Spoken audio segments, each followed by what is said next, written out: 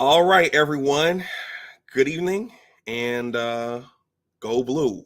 Johnny's backstage. We had with this technology, that it works really well when it's working, but sometimes things happen and you gotta put this wire into this port and put this wire into this port, and sometimes you gotta reboot.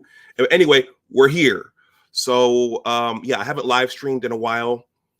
Thank you to everyone who has supported the waterfalling. When you cut up live streams and you re-upload them, that's called waterfalling. So I appreciate everyone who has supported that content.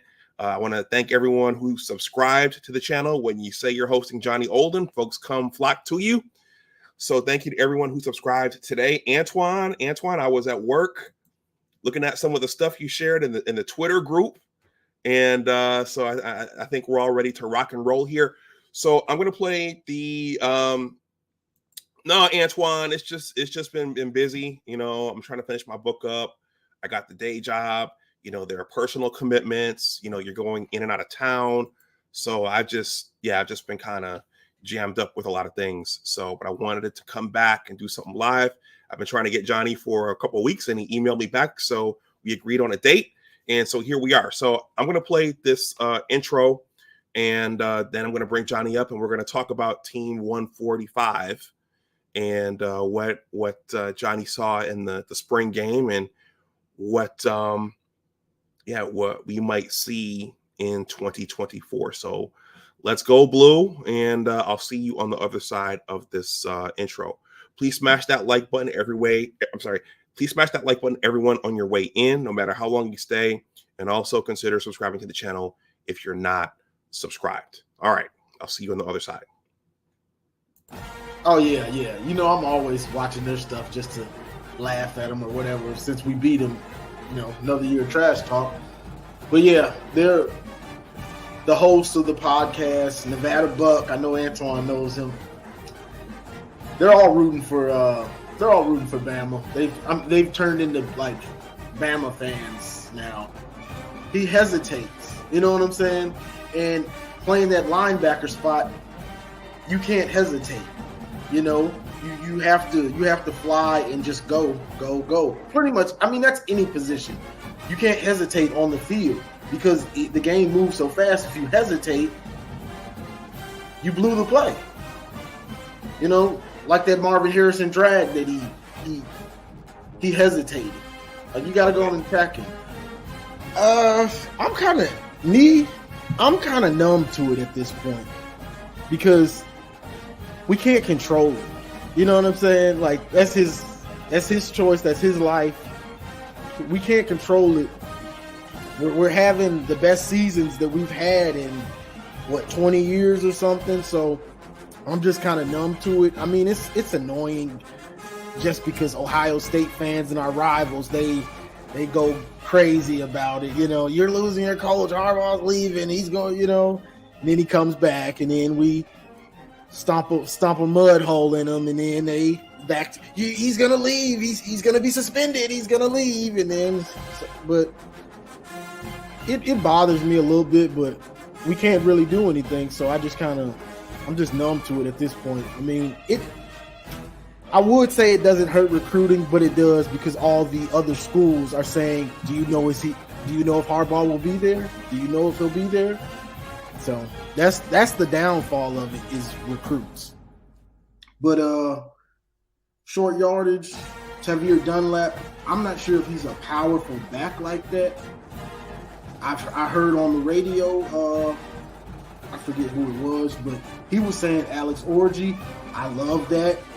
Dude is a beast. I posted a picture up on my page to just show how big and freakish this dude looks. Like, he looks like he's a senior.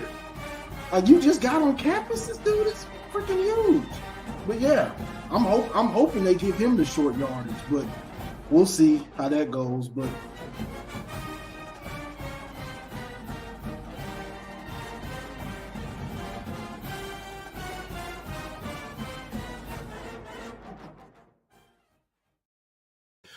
all right, everyone, that intro was a Johnny Olden montage. I've had Johnny on the channel a couple of times, so I decided to get a little creative this morning and put together some sound bites. And I apologize if that was too long. I was just thinking for Steve Dace's Michigan podcast, he plays the victors, but there was a little bit more there. So anyway, welcome back to Big Discussions 76 Sports. My name is Dr. Anwar Youssef Dunbar, and this is my channel. For those of you who don't know me, I am a Michigan alum and a fan. And I give the analysis that I can, but I gotta defer to the analysis muscles of individuals like Johnny and others. And Antoine, and Antoine's pretty big on keeping up on the recruiting news, and not just for our program, but also for that team down south. And so it's cool when I get guests. Johnny's been here several times, and I always enjoy when he comes and gives his expert perspective. So I'm not going to talk long, but I will say that I think the last time me and Johnny spoke was right before the Rose Bowl. So there was a lot of trash talking going on at that time. Bama fan, they were really flexing their muscles, telling us how they were going to destroy us and how bad they were and how scared Michigan looked when the 4 teams were announced. And me and Johnny haven't spoken since then. Since then, Michigan won the Natty. Coach Harbaugh went to the Chargers. The whole defensive staff has turned over, and we had the spring game. So now it's on to Team 145. Before I bring Johnny up, I'm just going to say thank you to Dennis Fithian for giving this to me. This is my maize roster and my blue roster, and I have a new appreciation for the media, because when Dennis Fithian gave this to me, Dennis went up into the press box where it was nice and warm, and I went down into the bowl where it was cold and the wind was swirling around. So when you're in the media, you could sit up there and you can take notes. It's nice and warm, and when you're down there in the stands, Blake Corum is there taking pictures with everybody. You're battling the elements. Chris Jenkins is there giving interviews. Joe Klatt, you got all the on the field stuff, and I wasn't able to take notes during the spring game the way everybody else was. So that's just a little something that I learned. I have a newfound appreciation for the media and them sitting up in the press boxes. So with that, everyone, we're going to have some expert analysis tonight. I have about 10 questions for Johnny, and we're going to talk about Team 145. And hey, let's go blue. Everybody, let's welcome up Johnny Olden Jr. Johnny, welcome. How you doing, bro? Good. How are you? I'm living. Okay. All right. Everybody, once again, please smash that like button if you haven't, and also consider subscribing if you are new. Unfortunately, I don't have Johnny every week, but I do the best I can. So, all right. So, Johnny, before we get into the questions, I got a little surprise for you. A defensive player for the all Olden team. All right, here we go, everybody. A defensive player for the all Johnny Olden Michigan football team. Junior Colson.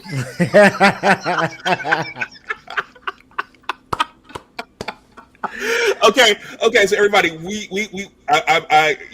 joke. I clown Johnny about Brad Hawkins sometimes, and again, respect. These are student athletes. I wish I could have been recruited by Michigan, and I wish I could have played in the Big Ten. But So after the spring game, the MDen, they're trying to make their bank, so they have a couple stores right there in the stadium. And I went in there after the spring game, and sure enough, they had a J.J. McCarthy bobblehead, a Donovan Edwards bobblehead, a Will Johnson bobblehead, and a Junior Colson bobblehead. And as soon as I saw that bobblehead, I said, I thought about you. I said, if I had a few more shekels, man, I get this, and I FedEx it to Johnny for his show, man. But yeah, Junior Colson has a bobblehead, so he deserves it. I get on these players, like I find it's gonna be somebody every year that I'm just on. But it's not me getting on them. It's just like I'm a coach. So it's just like you got the potential. Everything's there. Just show it. And before the playoffs, I think it was after Ohio State, I said, for us to win, Junior Colson has to play to win the championship. He has to play lights out. He played lights out. We got the championship. Mm-hmm. Mm-hmm. So I'm proud of him. Hey, he stepped up. I never complained about him in the playoffs. I Mm-hmm. think I might have did once, but he got it done. Okay, Antoine said those bobbleheads might be collectible. Hell yeah, they're going to be collectible. Oh yeah, And, those collectibles. and then it gives you the bicep there, Johnny, 100. Okay, well, let's jump in. So Johnny, we're gonna talk mostly about Team 145. I know everybody wants to talk about Team 145, and we got to turn the page. But um, Team 144 in the Natty. Last time we spoke was right before the Rose Bowl. Do you want to give some thoughts on what happened? Were you surprised that we pulled out that Alabama game? And I mean, I didn't think when we advanced to the title game in Houston, I thought we would beat Washington. But did you have any thoughts on the playoff? Any looking back? The playoff was interesting for me because during that time I was going. I would make my pregame video in the house, of course, but then I was going live in the car, and then after, because you had so much time in between each game. So as the Bama game got closer and closer, I'm still doing my film work. I'm still doing my stat work. And I start pulling up the stats, and I saw that their offensive line was trash. And I had a live where I was going any SEC fan or Bama fan wanted to smoke, I was giving it to him. But I was giving it to him with stats. Like, you've given up like 40, 50 sacks this year. We about to eat y'all alive. You know what I'm saying? So that's what happened. Antoine knows. I know he's in all my chats. And then after that, Washington, same thing. There was a little bit nerves, but then it was like, I'm processing. I'm like, wait a minute. Our defense has made everybody look like garbage. They trying to come out here with this spread offense, make you miss a tackle, and then they're off to the races. We've been going against that with Ohio State for the last 3 years and beating them.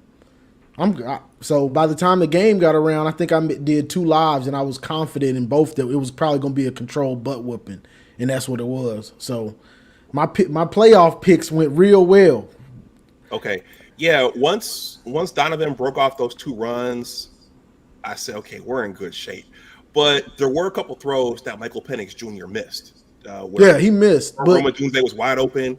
But maybe that's just a testament to the pressure that was in his face. But that's part of to me, it's part of what the defense does, because it didn't matter if it was McCord, it didn't matter if it was Penix, it didn't matter if it was Drew Alar, it didn't matter if it was Baby Tua, it didn't matter who we played.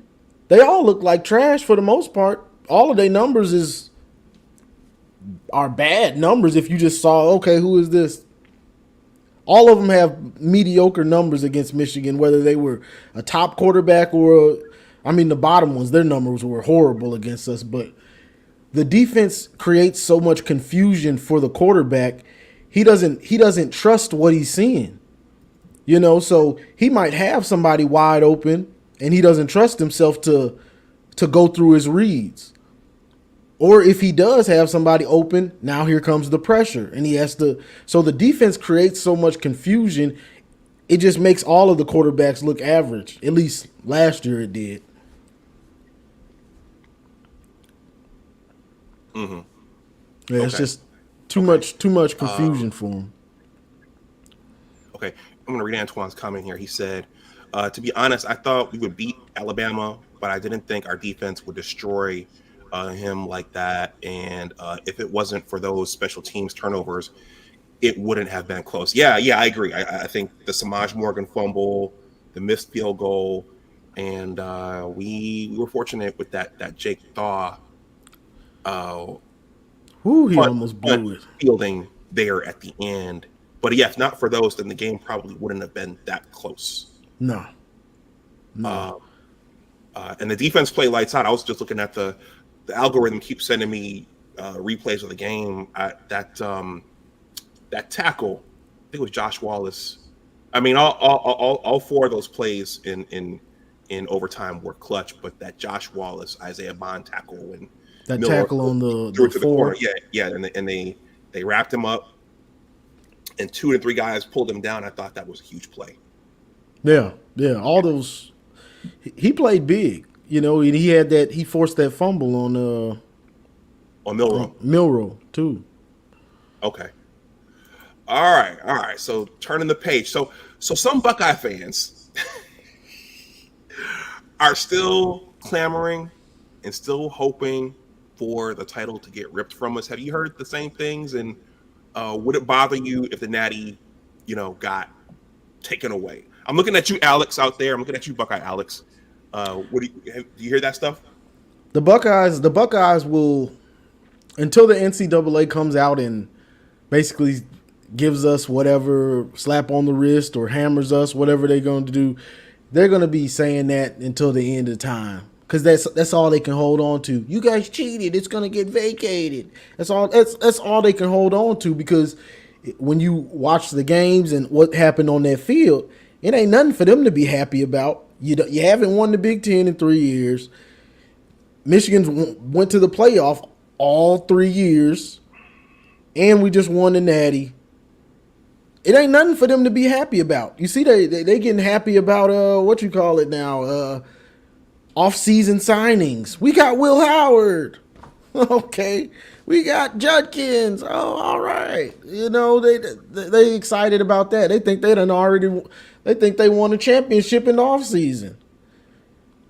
So that's just how they're gonna be. But for us, it would hurt. Of course, it would hurt a little bit, because they're gonna be able to talk trash to us and they're gonna be saying all that stuff. But we all watch the games. It's just like with USC, with Reggie Bush. We watched USC win those championships and him win that Heisman. When you watch the games play out, it's those memories are there. So it really don't change too much for me, because the memories are there, and they there for them too. They can talk all that stuff they want, but they know they saw Donovan running down that field. They saw Blake throwing up that 5'6" or the 6'5" after he put Sonny Styles in the dirt. And they watched us. Well, if they didn't turn the channel, they watched Jim Harbaugh and the boys hoist that championship, and Jim's dad, who's got it better than us. They saw all this stuff. So their best bet is just move on.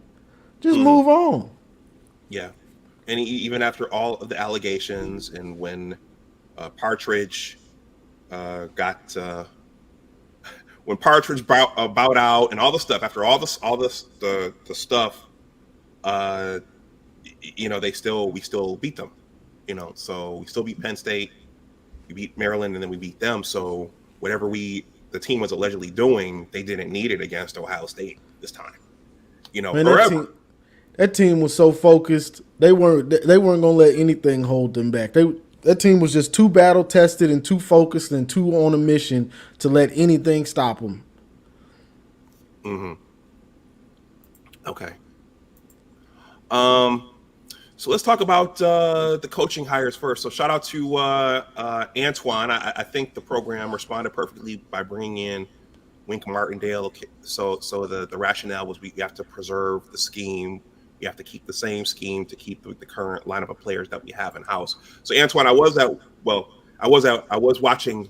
I won't say where I was watching it, but I was watching the New York Giants video you sent me earlier, showing Wink Martindale's scheme.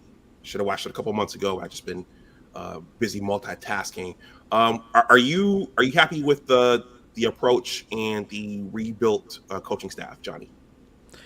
Yeah, I am for the most part, especially with Wink, because Michigan is an old school, if you don't know, but those of us that were around for the 90s and all that, we in early 2000s, we know Michigan was built strong running game, great defense. That's pretty much how it's been when we had success.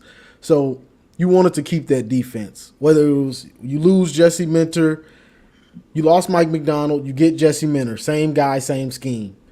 You lose Jesse Minter, you get Wink Martindale, same type of guy, same scheme.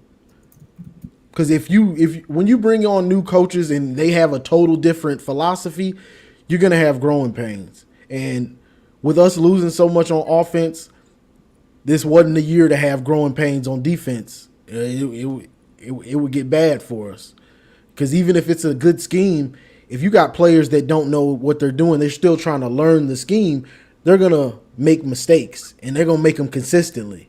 So that was big for me. And people like to say that he's a blitzer, like he's Don Brown or something.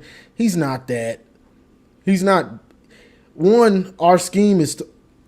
I don't want to get too long-winded, but I think it needs to be said.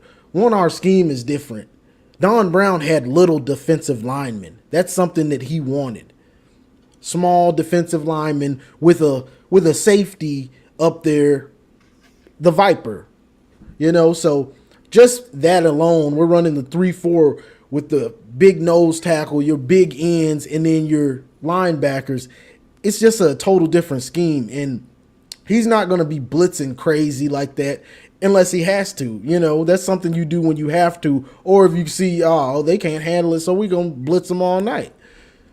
I think you got Derek Moore, you got TJ Guy, you got Josiah Stewart, you got Mason Graham and Kenneth Grant, who are good pass rushers from the interior. Those boys are going to be eating. I think he's going to blitz when he has to, but it's going to really be a lot of confusion. Who's coming? Those linebackers and that nickel corners, they're going to be coming up to the line, but are they going to come or not is going to be the question, and that's what creates so much confusion for the offenses. Yeah, I was watching the video Antoine shared with me and some other guys, and yeah, the looks, the fronts he was giving. Sometimes he'll drop the lineman back in coverage. Sometimes the corner will come blitzing off the side. So yeah, he was able to confuse Aaron Rodgers and Lamar Jackson and guys like that at the pro level. So I think he's going to confuse a lot of these quarterbacks that we're going to play. And that's the main thing about the defense. It's about confusion. You saw the proof was in the pudding just last year. It's the same concept. It's the same scheme. You don't know who's coming, who's going. And then when you finally do look at the actual coverage, you still really don't know. You're confused. So these aren't pro guys. These are good college guys, and they're confused consistently. They don't know who's dropping out. What exactly is this coverage they're in? They don't really know. Mm-hmm. Okay, I'm going to read a few comments here, then we'll move on. Let's see. Antoine says the staff is excellent. I have them queued up. Ora82 says Buckeyes having a parade next week for their off-season national championship. They are a little excited about having Chip Kelly down there. So that's so apparently Ryan's going to let Chip have the play calling duties. Daniel, we're going to talk about this. Shavira says Steve Day said if we don't have a competent quarterback this year, it will be like a 2017 season where we waste a championship defense. This past season felt like a lot like 2016 with a loaded team. This is where Antoine comes in and says just run the RPO. And Antoine says Coach Moore has got Michigan's infrastructure going good. That's in the front office and on the field. Coach Moore, GM Blood 2. Okay, so I have the coaching staff queued up right here. I'm going to do this quickly just so that we can capture this. This is the revised and revamped Michigan football coaching staff. You got and all most of the turnover was on the defensive side, but there were some turnover on the offensive side as well. So Wink Martindale is our new defensive coordinator. Tony Alford replaced Mike Hart as the running backs coach. Steve Kasula is our tight ends coach. Brian Jean-Mary is our defensive run game coordinator / linebackers coach. Grant Newsom has taken over the offensive line coaching duties. Kirk Campbell, that's our quarterbacks coach and our offensive coordinator. J.B. Brown, special teams coordinator. Ronald Bellamy still in place as the wide receivers coach. Louis Esposito is our defensive line coach, and Lamar Morgan is our defensive pass game coordinator / defensive backs coach. So that's our new coaching staff going forward. Let's see. Now I know you were a little critical of, or was that Antoine? A little critical of Bellamy still being in there, being the wide receivers coach. I was thinking about that earlier, honestly, about Bellamy. And then I was just thinking, like, now just think if everything was, if we could get these studs, guys that seem like studs when they came, to stay. So we got Amarian Walker back, who's got all the talent in the world. He's tall, fast, quick, all the measurables. So he's back. Okay. But Andrell Anthony, this should be his real number season. If he's at Oklahoma, but he should be on Michigan. I know we all forgot about him, but he did get him. Then you got Darius Clemens, another dude that we had that same kind of hype as Andrell Anthony, and he went to where? Oregon State. So he's gotten some guys, but it's like those guys that seem like are going to be studs, they haven't really done anything for us. Amarian Walker played defense, and then he left. The offseason came back. He's never really done anything at receiver. I know that's what he wants to play. Darius Clemens, he ain't do anything. He's got the measurables, though. Big, looks like David Boston or something. But he never did anything last year. And Andrell, he had that 2021, he had that great game against Michigan State. And then we never heard from him again, pretty much, except dropping touchdowns and dropping passes. So when I really think about it, it's like, okay, I see you can get some studs, but then what are you really doing with them? You know what I'm saying? What are you really doing with them? So honestly, I wouldn't mind seeing some new blood at that position, because it seems like they underachieved. Cornelius Johnson, you could say, underachieved, even though he would make a big time catch, but it was like, bro, you got all the potential, and you a senior by now. You should be killing dudes just like Roman's killing. Mm-hmm. Right. So yeah, I wouldn't mind seeing somebody fresh and new at that wide receiver position. Okay. Because I feel like we could get more out of those receivers, honestly. Okay. All right. Team 145. Health is always one of the most important things in sports. It looks like we should be okay on defense. And as the commenter just stated, the biggest questions are on offense. What were your thoughts coming out of the 2024 spring game? Spring game, the biggest thing for me on the spring game was the defense was looking ferocious, like with depth, and just they were hungry and nasty. But offense, Donovan looked good, which was nice to see. He looked like, even though it's a mismatch offensive line, he still looked like he knew where the hole was supposed to be. He was patient, had the extra weight, looked good. Fred Moore, it was nice to see that we have somebody with that type of speed and a little bit of height. Add that in with Amarian Walker and what Samaj can do and Tyler Morris.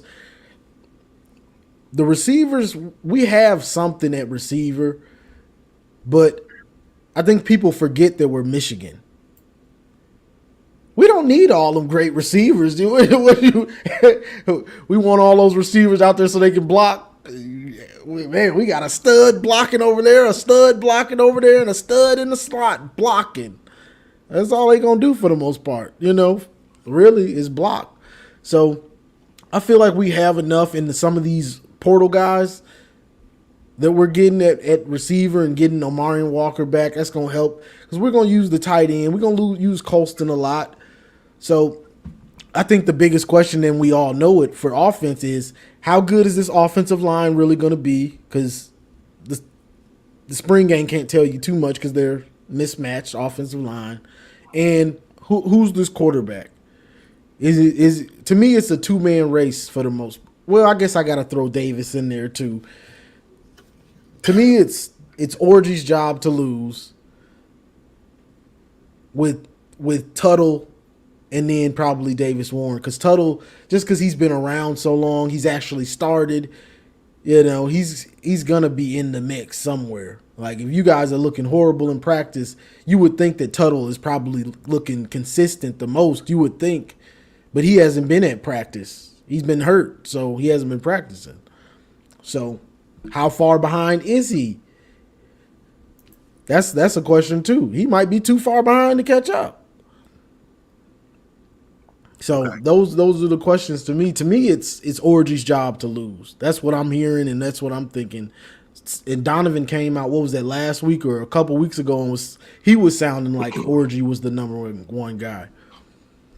Okay, we're gonna come back around to the quarterbacks. Antoine, I was looking at my roster here, and he says Michigan's tight ends are our receivers. Do they know we got 6'7" and 6'6" Loveland and Klein, Brady and Hogan are all monsters? Yeah, that Klein kid, yeah, he looked pretty promising out there as well. So it looks like He looks like he might be a stud, and people seem to forget that the way we play, it messes it up for most teams, because most teams don't play like us. So most teams don't have two tight ends like we had Loveland and Barner last year. Two tight ends that can kill you in the throw game. So that messes most teams up because they're not prepared for that. Because a big fast tight end like that is always a mismatch, especially when it's a running team. So they're coming with these play actions, and now the tight end is getting behind you, or he's just a mismatch. So coming off that play action, he's gonna get open. Okay.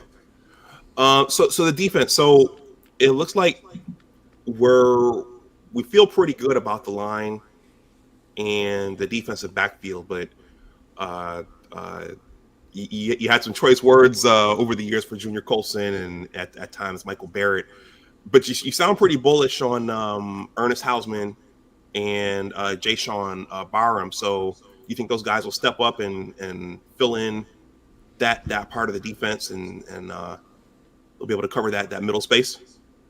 Yeah, I think it could be I think it could be an upgrade. I'm not gonna say definitely, but I think it's got the possibility, because those Barrett and Colson, Barrett was a turnover from the Viper. He was a leftover from Don Brown and the Viper, and you see how long it took him to really progress at linebacker to be a good starting linebacker. Like it's taken some years.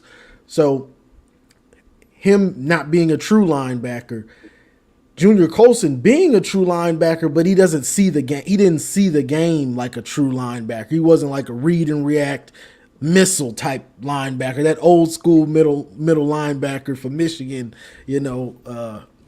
What's it? David Harris, a guy like that.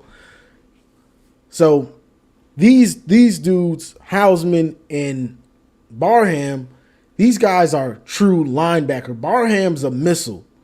Like, he's coming sideline to sideline, and he gonna let you have it.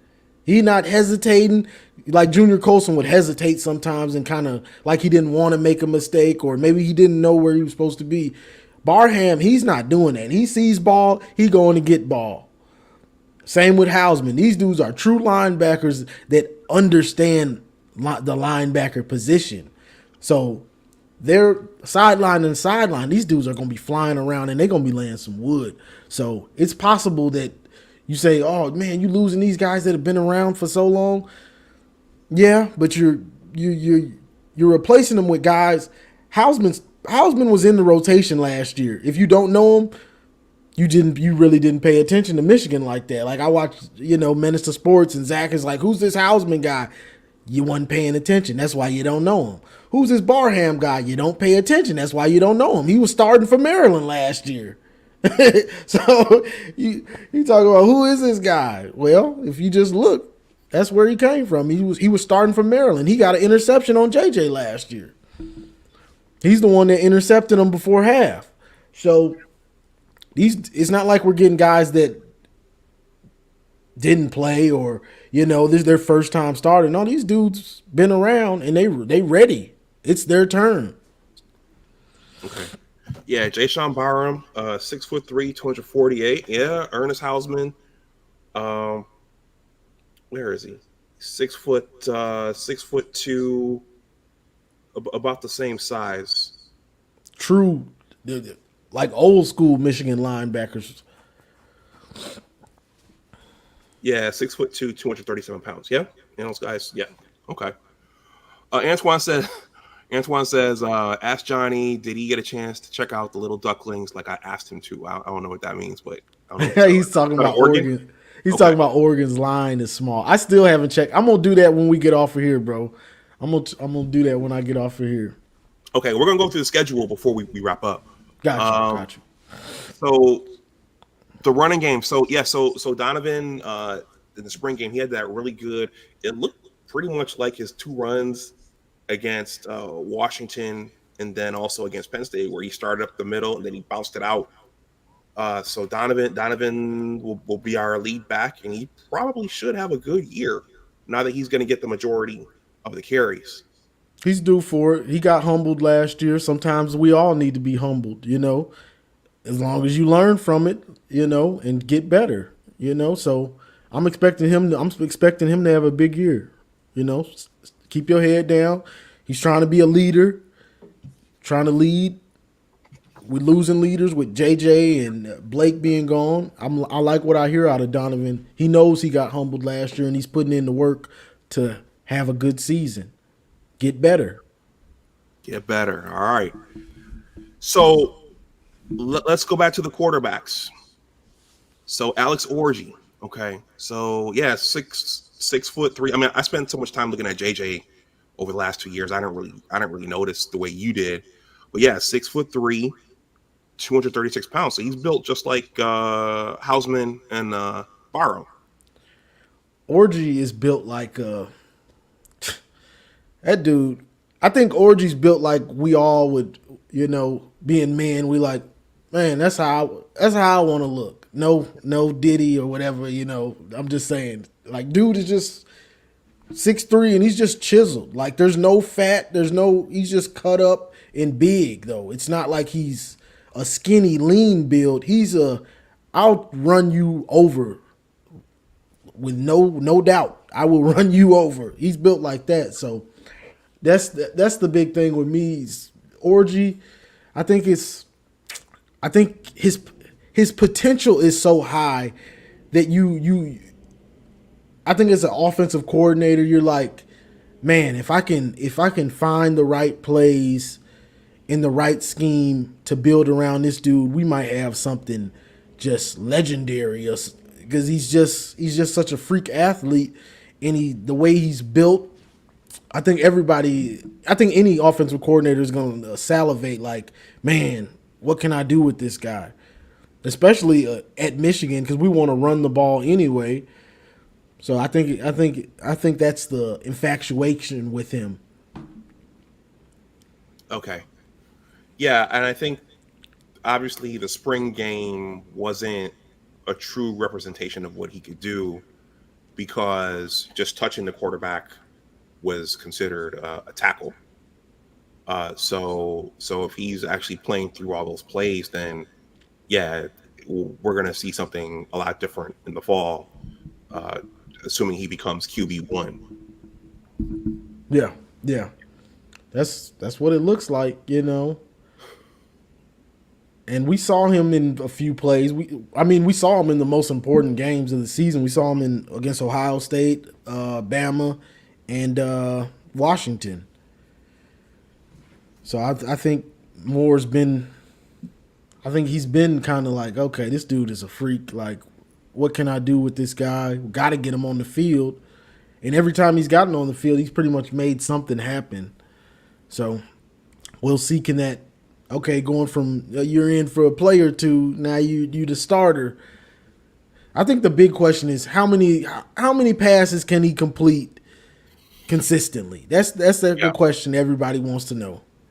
Well, if we get down by a large margin, which can he put it on his back? Yeah, but Team 144 didn't really get down by a large margin at all, so that was never really a concern. But if Team 145 goes down by 2 to 3 touchdowns in the can he bring him back? Can he put the team on his shoulders and make some throws? Yeah, and that's the question. And honestly, with our defense, I don't see us getting down like that. I mean, it's always a possibility, you know, just everything. Some days nothing goes right for the defense or the offense, but I don't see that us being down like that. But then if he's making mistakes on offense, like the TCU game or something with JJ, where he gives them 14 points, you know. So we that's the big question. We're gonna have to find that out.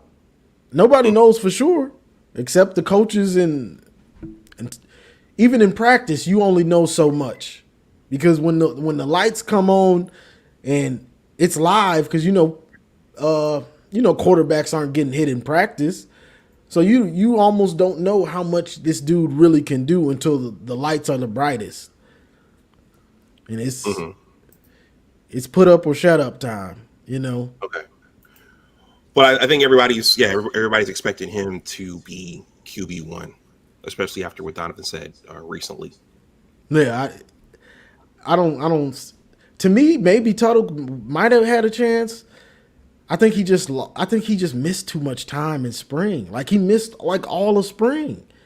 So you're gonna make up that time in fall. You're gonna have to really be balling. Okay.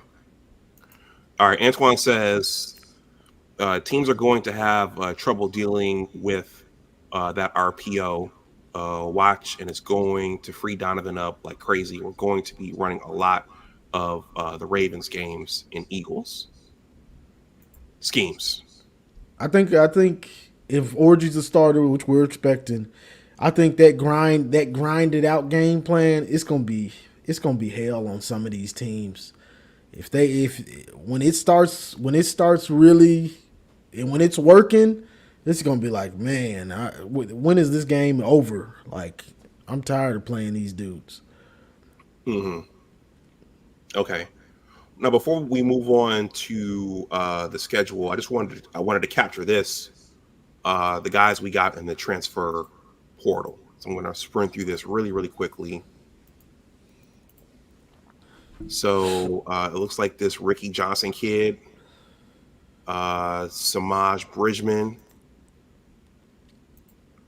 Jaden Mangum.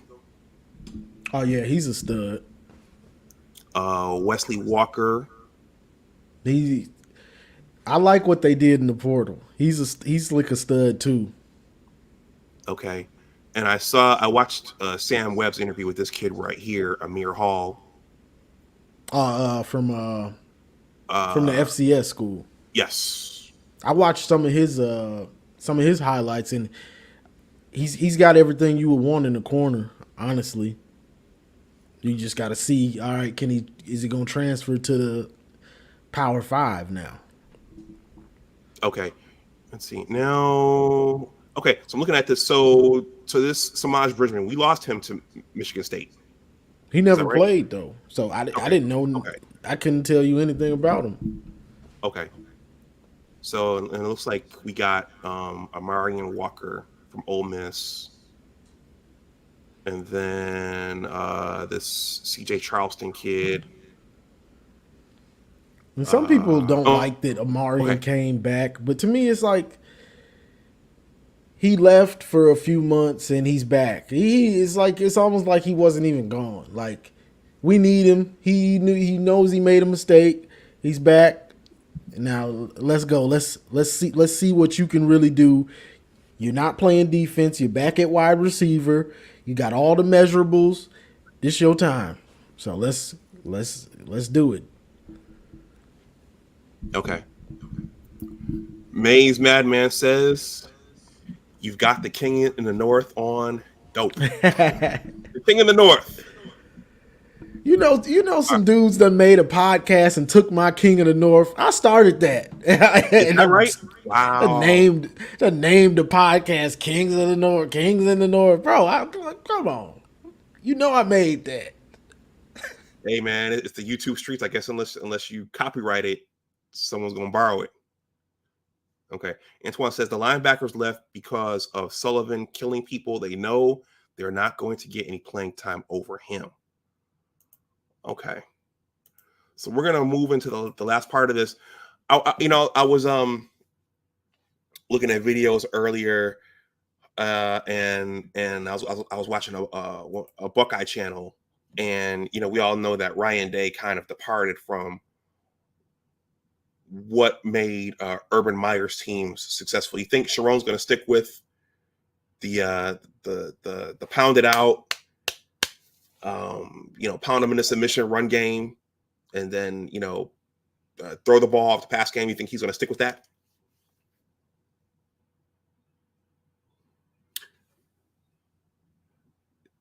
I think yeah, I didn't. You sound muted.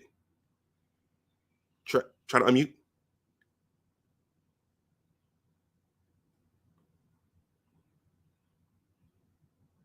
Oh, we yeah, your sound went away.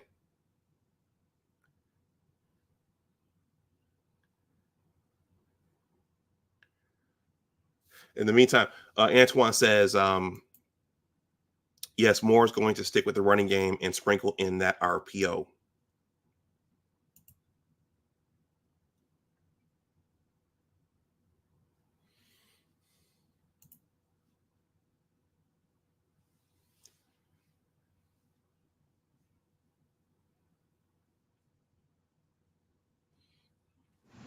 Can you hear me now? Yes. Okay. I don't know what's going on with this mic, and we were dealing with it. So Okay. All right. Well, we'll I just have like two more, and then we'll wrap up. got you. Okay. But yeah. Sharon was a gym guy, so he's probably going to stick with that philosophy. All right. So.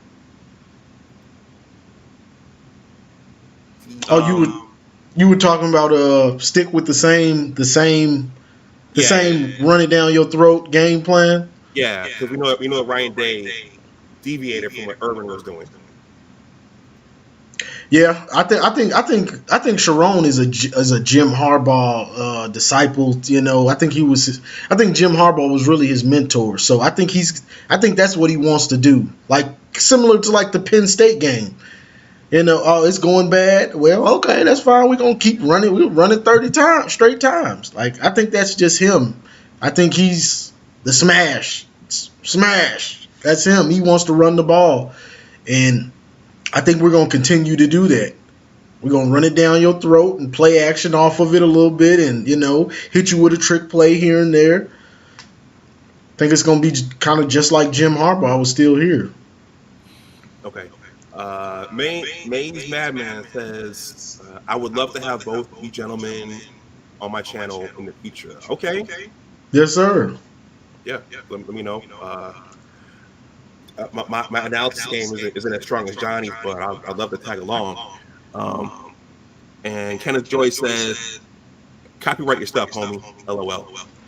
Yeah, they got me on that King of the North. They got me on that one. Okay, we're gonna sprint through the schedule.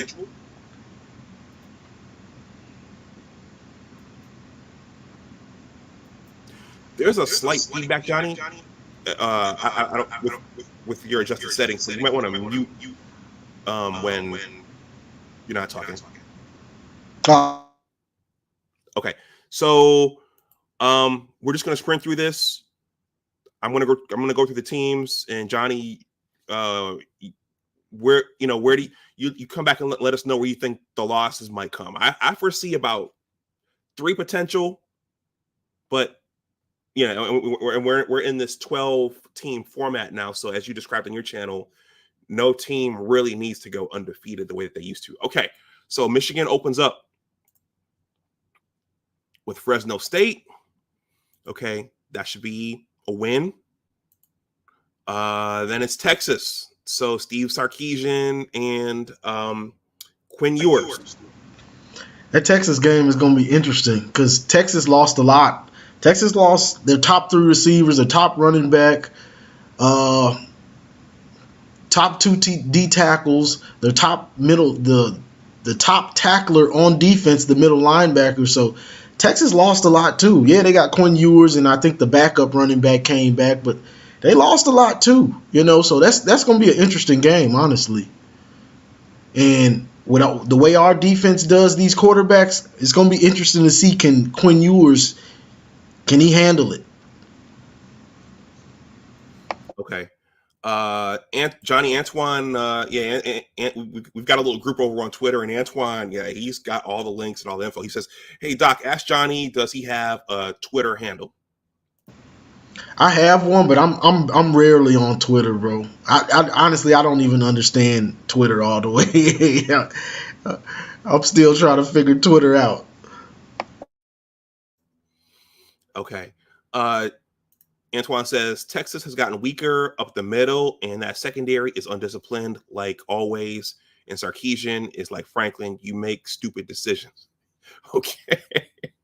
And yeah, Washington had their way with Texas in the playoffs. So then after that was another tune-up game there with Arkansas State, and then USC comes to the big house. Minnesota comes to the big house. Go ahead. That USC game will be a little bit interesting to see how good that defense has gotten. I know they got the new defensive coordinator. I'm not sure where he came from, but with Lincoln Riley, we'll see. We'll see. We should beat them, but you never know. With how good that new defensive coordinator, he might be all right. I don't know. Okay. Ora82 says Texas offense is legit though. They could be, but they lost their top 3 receivers. They lost their top tight end. So you got new blood that's asked to be the new Xavier Worthy. You know what I'm saying? Be the new starting tight end. And I think their tight end had like 600 yards. You know what I'm saying? So they lost their top 3 actual receivers and their top tight end and their top running back. So a lot of those young dudes, they got to prove themselves. You know what I'm saying? Not to say that they won't be good, but that's you think they're going to be good. It's not a guarantee. You get what I'm saying? Because most of those dudes are unproven except Quinn Ewers. And he's going to have a lot on his plate trying to deal with that defense. So, Antoine says, let's see. Okay, I already read that one. He says, USC don't know how to tackle. He says, USC's defensive coordinator is off the Ravens tree. They stole him from UCLA trying to emulate Michigan. USC is.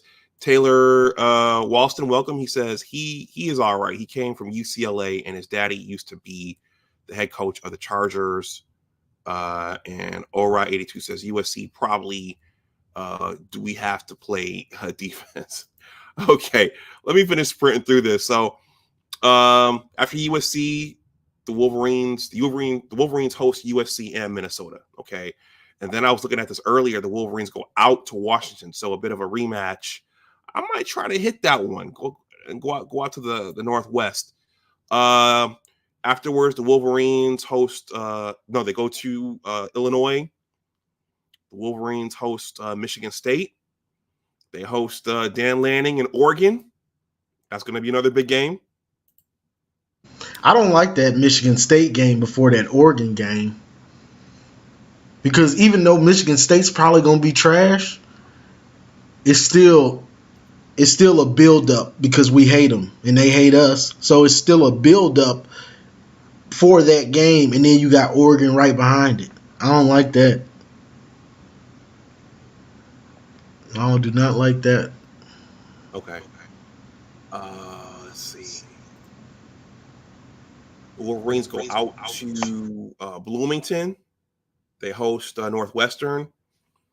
And then they go down to the Snake Pit to try to make it 4 straight. Okay. And again, it's a different calculus this year because no team has to go undefeated to make it in the top 12. Though obviously fewer losses are better. Okay. Now we're gonna do an added bonus before we wrap up. I think Antoine in the Twitter group, you made this comment about Ohio State schedule. So we're just gonna take a quick look at Ohio State schedule. I was looking at this earlier, and their schedule looks tremendously different than ours. We're just gonna sprint through this real quick. So who do they have to play? Nobody. There you go. They open up against Akron. They have Western Michigan, Marshall, Michigan State, Iowa. That might be one of their toughest games. Oregon. Okay, so they go out to Oregon. That might be their toughest game besides us. They host Nebraska. They go to Penn State. They host Purdue. They go to Northwestern. They host Indiana, and then they host us. So their schedule, that doesn't look like a tough schedule to me. It's wild that they only have to play. Is Oregon the only new Pac-12 team they have to play? I was thinking about that earlier, and yeah, that's it. That's crazy to me.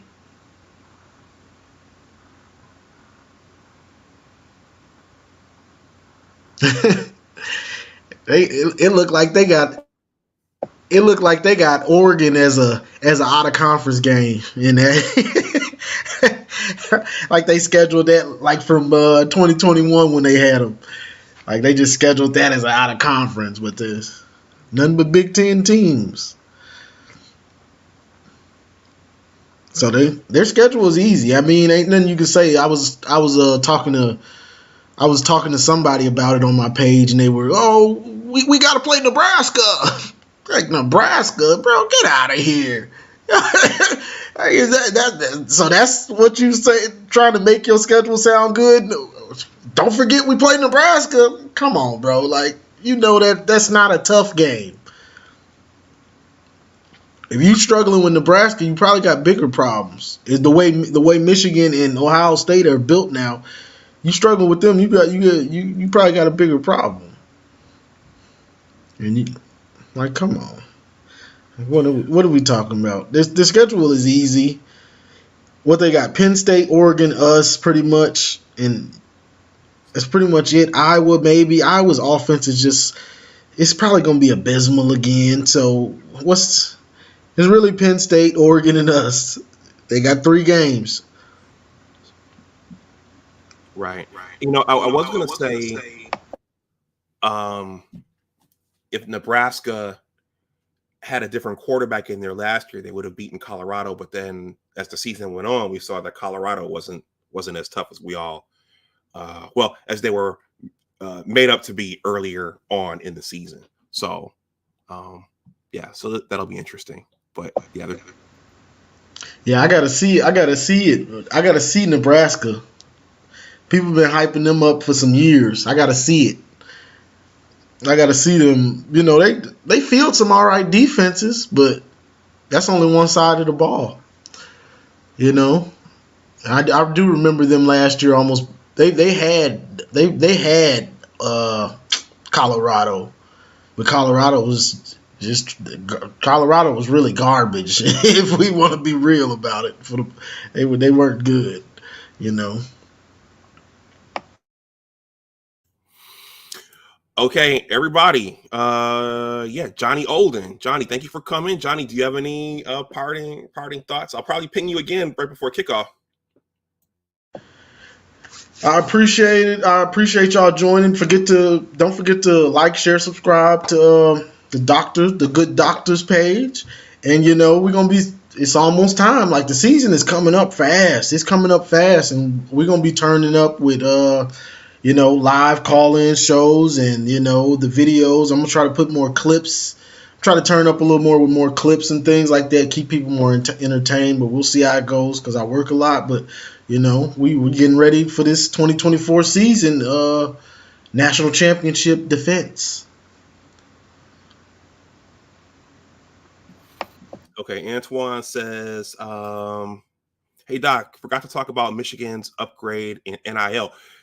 Johnny, I know that I know that there was a ruling recently where the players, the college players, are going to get paid, but I know that universities, embrace the floor. You want to say some words about the NIL? I can't dive too deep in because I saw it, but I didn't dive deep into it. I saw that the schools are going to start paying the players. Like it's going through now. The court had their ruling that schools can pay the players now. They're basically employees of the university almost. And honestly, for Michigan, that was a thank God.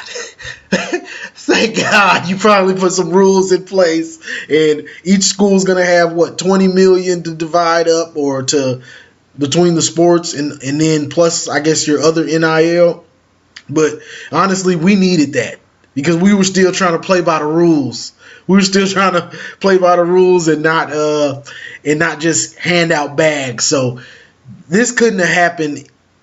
This happened at the perfect time for us because we were barely hanging on with this NIL stuff. They did have the breakthrough, but we're already so behind in what we were doing. So it's nice that this happens because this was a life raft for us, honestly. Like we needed this so bad. Like thank you. Some actual rules and regulations for how this is going to be handled. We needed it.